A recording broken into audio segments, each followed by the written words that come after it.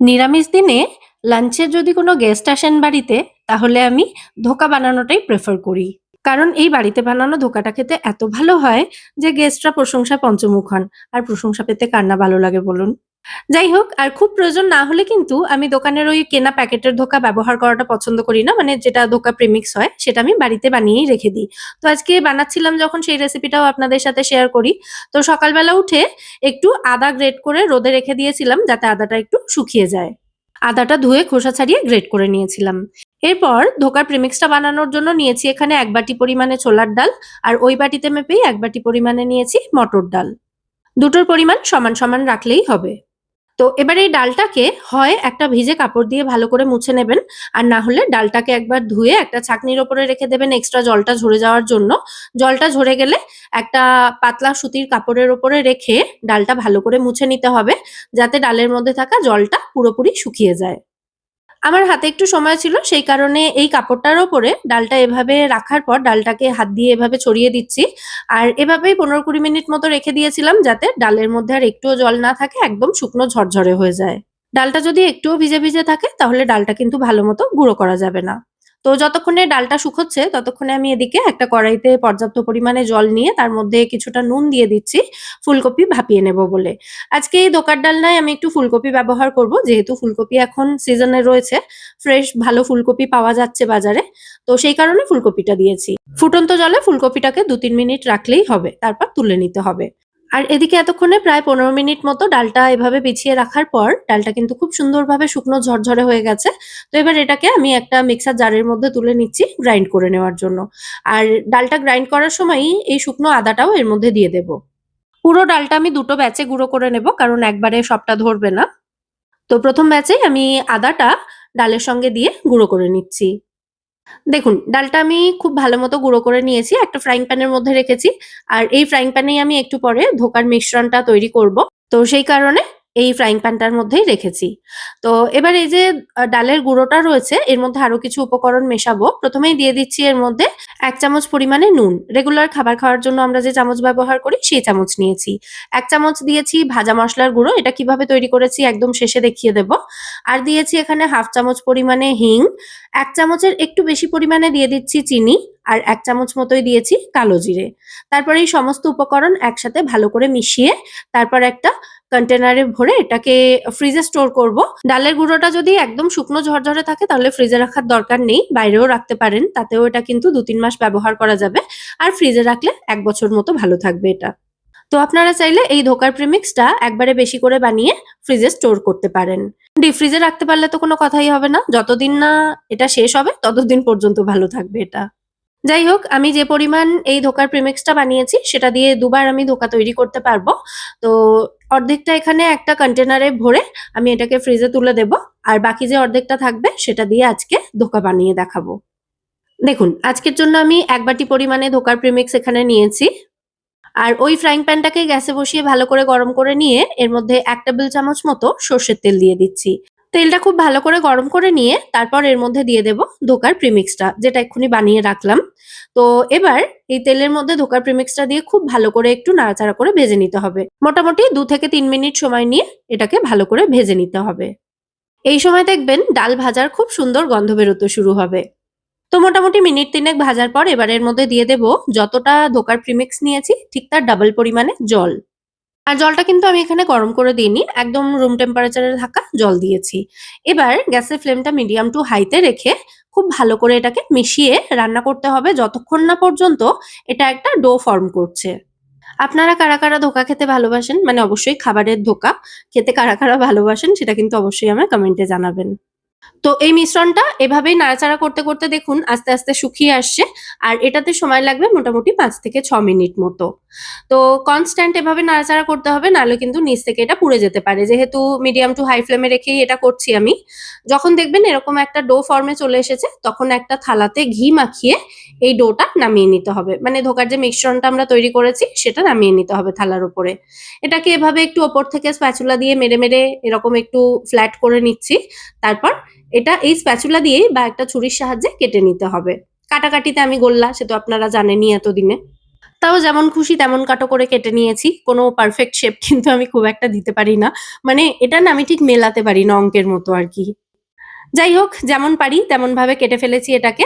আর এবার এই সময় কিন্তু এগুলো তুলে নেওয়া যাবে থালা থেকে। তবে একটু ঠান্ডা হলে কিন্তু এগুলো একদম পারফেক্ট শেপে চলে আসবে। তখন তোলাটাই বেটার। তো এগুলো আমি মিনিট ৫ এক রেখে দিই তারপর ফ্রাই করব। ততক্ষণে আমি এই ধোঁকা রান্নার মানে ধোঁকার ডালনা যে বানাবো সেটার জন্য একটা মসলার পেস্ট তৈরি করে নেব। তো যে মিক্সার জারে আমি ডালটা গুঁড়ো করে নিয়েছিলাম সেই মিক্সার জারেই এই মসলাটা তৈরি করব। মসলা বানানোর জন্য এখানে নিয়েছি ২ টো এরকম মাঝারি সাইজের টমেটো। টমেটোগুলোকে ৪ টুকরো করে কেটে এর মধ্যে দিয়ে দিচ্ছি। সাথে দিয়েছি স্বাদ অনুযায়ী কাঁচা লঙ্কা। আমি ৫ টা মতো কাঁচা লঙ্কা দিয়েছি। আর এখানে নিয়েছি ৩ ইঞ্চ মতো আদা। সেগুলো ছোট, ছোট টুকরো করে এর মধ্যে দিয়ে দিলাম। আর দেব রেগুলার কিছু গুঁড়ো মসলা। ১ম এই দিয়ে দিচ্ছি স্বাদ অনুযায়ী নুন। নুনটা আপনারা পরেও দিতে পারেন মানে রান্নার সময়। দিয়েছি ১ চামচ হলুদ গুঁড়ো, ১ চামচ কাশ্মীরি লঙ্কা গুঁড়ো আর ১ চামচ মতো জিরে গুঁড়ো। এবার অল্প একটু জল দিয়ে এই সমস্ত উপকরণ একদম মিহি করে বেটে নেব মিক্সিতে। এর পরবর্তী স্টেপে ধোকাগুলো ফ্রাই করব। তার জন্য একটা কড়াইতে পর্যাপ্ত পরিমাণে সর্ষের তেল নিয়ে ভালো করে তেলটা গরম করে নিয়েছি। আর এই গরম তেলের মধ্যে ধোকাগুলো থালা থেকে তুলে দিয়ে দিচ্ছি। ধোকাগুলো কিন্তু চেষ্টা করবেন ডুবো তেলে ভাজার আর অবশ্যই সর্ষের তেলে ভাজবেন। তাহলে কিন্তু ধোকার টেস্ট অবশ্যই ভীষণ ভালো হবে। তো মিডিয়াম ফ্লেমে রেখে ধোকাগুলোকে চারিদিক থেকে খুব সুন্দর করে আমি ভেজে নিচ্ছি। মানে সুন্দর গোল্ডেন ব্রাউন কালার আসা পর্যন্ত ধোকাগুলোকে ভেজে তারপর তেল ঝরিয়ে তুলে নেব।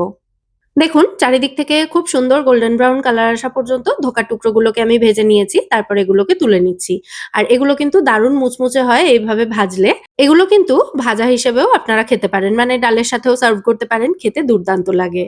আর কানে হেডফোন দেখা যাচ্ছে তার মানে আমার দিদিরা নিশ্চয়ই আমাকে বকাঝকা শুরু করবেন এবার। তো আমি বলে দিই আমি কিন্তু সবসময় মোটেই কানে হেডফোন দিয়ে কিছু শুনি না। এটা মেয়ের এখন পরীক্ষা চলছে সেই কারণে স্পিকারে কিছু শোনা যাবে না। তাই একটু ক্রাইম স্টোরি শুনছিলাম কানে হেডফোন দিয়ে রান্নার সময়টা। আর ধোকাগুলো ভাজতে, ভাজতে এক টুকরো খেয়েও নিলাম। ধোকা ভাজা যদি ভাজার সময় মানে এই গরম, গরম না খান তাহলে কিন্তু ঠাকুর পাপ দিতে পারে। অবশ্যই ২-১ টা খাবেন। যাই হোক 2nd ব্যাচের ধোকাগুলোও ভাজা হয়ে গেছে। তো এগুলোকেও আমি তুলে নিয়েছি। তারপরে ওই একই তেলে আমি কয়েক টুকরো আলু ভেজে নিচ্ছি। এখানে ৩ টে মাঝারি সাইজের আলু আমি এইভাবে লম্বা টুকরো করে কেটে নিয়েছি। আলুটা ভাজার সময় এর মধ্যে অল্প একটু নুন এবং হলুদ গুঁড়ো দিয়ে দিলাম। দিয়ে আলুগুলোকে ভালো করে ভেজে তুলে নেব। আর একই রকমভাবে ভাপিয়ে রাখা ফুলকপিগুলোকেও এই তেলের মধ্যে দিয়েই ভেজে নিচ্ছি।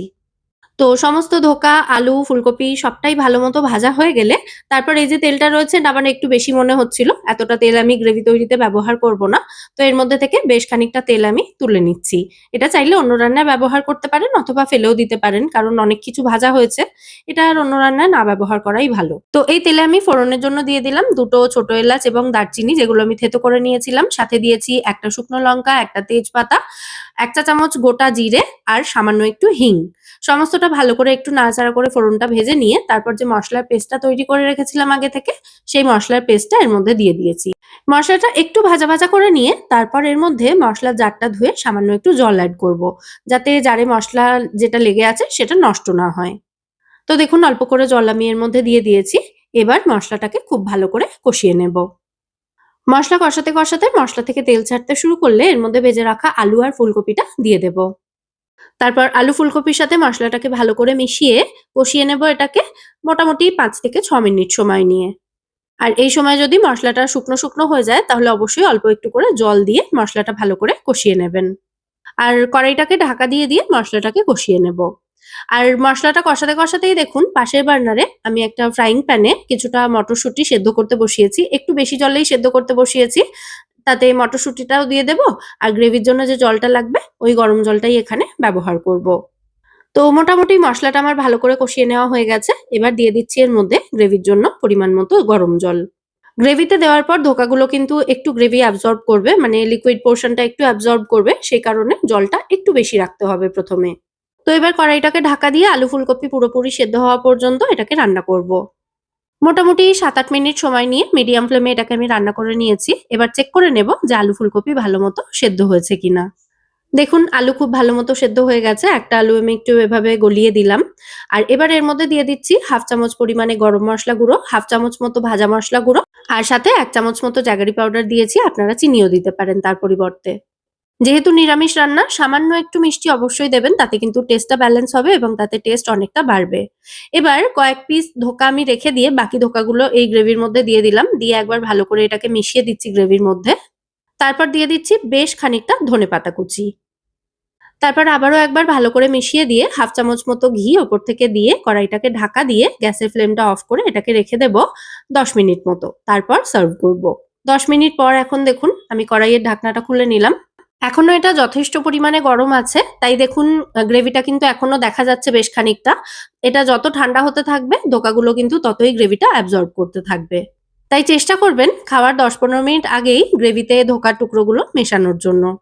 কেমন লাগলো আজকের এই ধোকার ডালনার রেসিপি সেটা কিন্তু অবশ্যই আমায় কমেন্টে জানাবেন। রেসিপিটা ভালো লাগলে ভিডিওটাকে বরাবরের মতো একটা লাইক এবং শেয়ার করে দেওয়ার অনুরোধ রইল। সাথে আমার চ্যানেলটাও সাবস্ক্রাইব করে নিতে পারেন যদি ইচ্ছে হয়। আর পাশে থাকা বেল আইকনটা ক্লিক করে অল নোটিফিকেশন অপশনটাও অবশ্যই অন করে রাখবেন সমস্ত ভিডিওর নোটিফিকেশন পাওয়ার জন্য। আজ তাহলে এই পর্যন্তই। আবার দেখা হবে পরের পর্বে নতুন কোনো রেসিপির সাথে। সবাই সুস্থ থাকবেন, ভালো থাকবেন এবং সব্বাইকে খুব ভালো রাখবেন। নমস্কার।